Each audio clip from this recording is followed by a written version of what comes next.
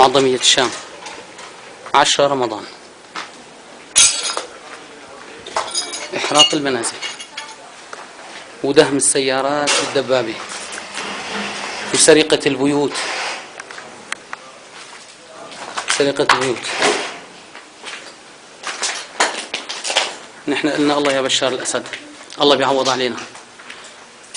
انت وعصابتك عليكم التلف بإذن الله. الله ينتقم منك ومن عصابتك يا ابن الكلب. لعنة الله على روح أبوك، على هالتخلفة العاطلة. قالوا الكلب خلف جرو طلع أنجس من أبوه.